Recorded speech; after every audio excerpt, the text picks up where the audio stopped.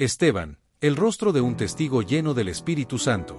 Introducción, la voz que resplandece en medio del concilio. En el corazón del libro de los Hechos encontramos una escena de profunda solemnidad y de gloria espiritual. Un hombre sencillo, lleno del Espíritu Santo, de sabiduría y de fe, se levanta frente al concilio de los hombres más poderosos de su nación. Su nombre es Esteban. Aquel que había sido escogido entre los 7 para servir a las mesas ahora se convierte en un poderoso testigo del Evangelio ante los líderes religiosos que habían crucificado al Señor. El capítulo 7 de Hechos nos presenta el discurso más extenso registrado en el libro, pronunciado por un hombre que sabía que sus palabras serían las últimas. No habla con temor, no se defiende con argumentos humanos, sino que, lleno de la presencia de Dios, repasa la historia de su pueblo para mostrar la fidelidad de Dios y la dureza del corazón humano. El rostro de Esteban resplandece como el de un ángel, Hechos 6:15. Es la manifestación visible de una vida completamente entregada al Señor. En un mundo donde el temor y la violencia parecen dominar, Esteban representa al creyente lleno del Espíritu, que confía más en la gloria de Cristo que en el juicio de los hombres. Este sermón busca contemplar esa gloria, aprender de su ejemplo y aplicar a nuestra vida y a nuestra iglesia los principios que emergen de su testimonio. El contexto del testimonio, una fe puesta a prueba. La vida cristiana no es una sucesión de días tranquilos, sino una constante oportunidad para manifestar la fe en medio de la oposición. Esteban vivía en un tiempo en que el Evangelio se expandía con poder, pero también enfrentaba resistencia. Los líderes religiosos, incapaces de refutar su sabiduría y el espíritu con que hablaba, decidieron levantar falsos testigos contra él. El creyente de hoy debe entender que la fe genuina no se mide en los días de calma, sino en los momentos de prueba. Esteban no buscó la confrontación, pero tampoco la evitó. Cuando fue llamado ante el concilio, no cedió a la presión, sino que aprovechó la oportunidad para proclamar la verdad. De igual manera, la iglesia actual necesita hombres y mujeres que, como Esteban, vivan con tal convicción del Evangelio que no puedan ser silenciados por las voces del mundo. El Espíritu Santo sigue llenando corazones valientes que se mantienen firmes ante las circunstancias adversas. La sabiduría que proviene del Espíritu Santo. Cuando el sumo sacerdote le pregunta, ¿es esto así?, Esteban no responde con ira ni con palabras defensivas. Su discurso no busca salvarse a sí mismo, sino glorificar a Dios. Él entiende que su vida está en manos del Señor. Cada palabra que pronuncia refleja conocimiento de las Escrituras, discernimiento espiritual y humildad de corazón. Esteban no cita la historia de Israel por mero intelecto, sino guiado por el Espíritu Santo. En su mensaje, desde Abraham hasta Salomón, se revela un propósito: mostrar que Dios siempre ha estado presente, guiando a su pueblo, aunque el pueblo muchas veces le haya rechazado. El creyente lleno del Espíritu no habla desde la emoción, sino desde la revelación. Cuando el Espíritu dirige nuestras palabras, ellas traen luz, convicción y verdad. Por eso, la iglesia debe buscar la llenura del Espíritu cada día, para que su testimonio tenga la misma claridad y poder que tuvo el de Esteban. La historia de un Dios fiel y un pueblo obstinado. Esteban inicia su discurso recordando a Abraham, el padre de la fe.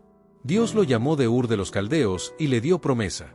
En ese relato, Esteban muestra que la relación con Dios siempre ha sido una relación de fe, no de rituales. Abraham obedeció sin saber a dónde iba, creyendo la promesa invisible.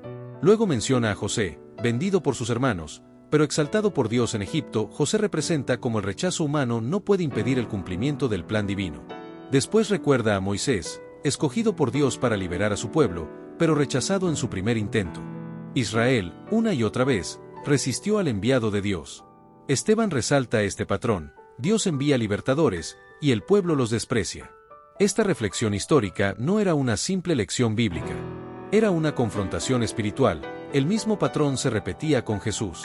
El pueblo había rechazado al Santo y Justo, al Mesías prometido.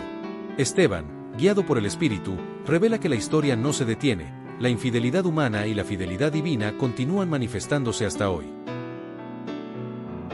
El mensaje de Esteban y la iglesia de hoy. La iglesia actual debe reconocer que también puede caer en la misma actitud que el pueblo de Israel, disfrutar de la presencia de Dios, pero resistirse a su dirección. Podemos tener templos hermosos y liturgias elaboradas, y sin embargo, tener corazones fríos. Esteban cita a Isaías: el Altísimo no habita en templos hechos de mano. Dios no busca estructuras, sino corazones rendidos. La verdadera adoración ocurre cuando la presencia del Espíritu llena la vida del creyente. En muchas iglesias, el peligro no es la persecución externa, sino la indiferencia interna. Esteban llama a la comunidad de fe a examinarse. ¿Estamos escuchando la voz del Espíritu o resistiéndola? Su mensaje invita a volver al fuego del primer amor, a una fe viva, sensible y obediente. El rostro de un testigo fiel. Mientras hablaba, el rostro de Esteban brillaba como el de un ángel. Esa luz no era humana, sino reflejo de la comunión con el Espíritu. Cuando el alma está llena de Dios, su rostro lo demuestra. El creyente lleno del Espíritu no necesita imponerse con fuerza ni defenderse con enojo. La gloria de Dios en su vida habla más fuerte que las palabras. En un mundo donde el rostro de muchos refleja cansancio y miedo, Dios busca una iglesia cuyo rostro muestre paz, esperanza y fe. El brillo de Esteban fue el anticipo del resplandor celestial. La iglesia debe recuperar ese rostro, no el del poder humano, sino el del amor divino. El clímax del testimonio, una visión del cielo abierto. Mientras los líderes se enfurecen, Esteban, lleno del Espíritu Santo, levanta sus ojos y ve los cielos abiertos, y al Hijo del Hombre de pie a la diestra de Dios. Esta es una de las revelaciones más gloriosas de todo el Nuevo Testamento. Jesús, quien normalmente es descrito como sentado a la diestra del Padre, aquí está de pie, recibiendo a su siervo. Esteban, antes de cerrar los ojos a la tierra, los abre al cielo. El creyente que vive lleno del Espíritu no mira las piedras que vienen, sino el Salvador que lo espera. La fe transforma la perspectiva. Mientras los hombres lo condenan, el cielo lo honra. En medio del sufrimiento, Esteban no ve derrota, sino gloria. No ve enemigos, sino la presencia de su Señor. La oración del perdón. En los últimos momentos de su vida, Esteban imita al Maestro. Clama: Señor Jesús, recibe mi espíritu, no les tomes en cuenta este pecado. El amor de Cristo fluye en su corazón hasta el final. No hay rencor, no hay odio, solo misericordia. Esta oración resume la esencia del Evangelio: perdonar, incluso cuando duele. La iglesia de hoy necesita recuperar este espíritu. Cuando la ofensa y la división se multiplican, el testimonio de Esteban nos recuerda que la victoria no está en vencer al enemigo, sino en amarlo. El creyente maduro no responde con ira, sino con gracia. El fruto del sacrificio. Aunque Esteban murió apedreado, su muerte no fue en vano.